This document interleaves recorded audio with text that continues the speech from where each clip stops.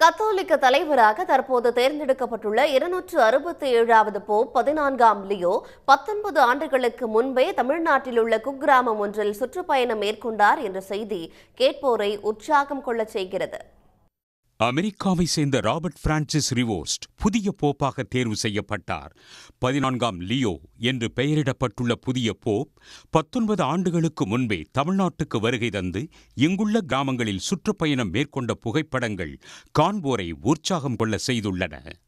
அகஸ்டீனியன் கத்தோலிக்க சபையை சேர்ந்தவரான தற்போதைய போப் 14ஆம் லியோ 2006ஆம் ஆண்டு 2 நாள் சுற்றுப்பயணமாக கேரளாவுக்கும் தமிழ்நாட்டுக்கும் வருகை தந்தார்.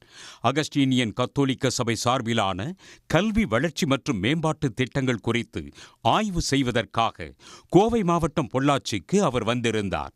இங்குள்ள ஜமீன் ஊத்துக்குழியில் அகஸ்டீனியன் கத்தோலிக்க சபையினரால் நிர்வகிக்கப்படும் செண்பகம் தனியார் மெட்ரிகுலேஷன் பள்ளியில் நடைபெற்ற பல்வேறு நிகழ்ச்சிகளில் போப் 14ஆம் லியோ பங்கேற்றார்.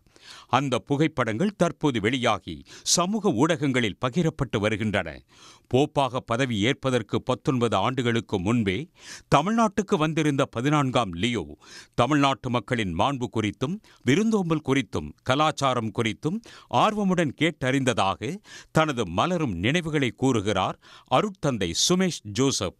We had a great experience. He came in 2006. We were students that time, and we had all the chances to meet and interact with him, and many occasions, and we never thought he's going to be the head of the Catholic Church all around the world. And this is a moment of joy and pleasure, and we pray for him.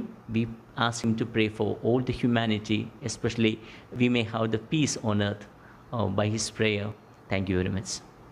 உலகம் முழுவதும் பல கோடி கத்தோலிக்க கிறிஸ்தவர்களின் உலகளாவிய தலைவராக தேர்ந்தெடுக்கப்பட்டுள்ள Pope 14ஆம் Leo தமிழ்நாட்டையும் தமிழர் கலாச்சாரத்தையும் அறிந்து வைத்திருப்பது பெருமைக்குரிய விஷயம் என்று அருட்தந்தை சுமேஷ் ஜோசப் கூறுகிறார்.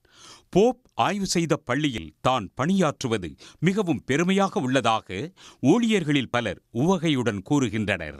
உடனுக்குடன் செய்திகளை தெரிந்து கொள்ள சன் நியூஸ் பெல் ஐகானை கிளிக் பண்ணுங்க.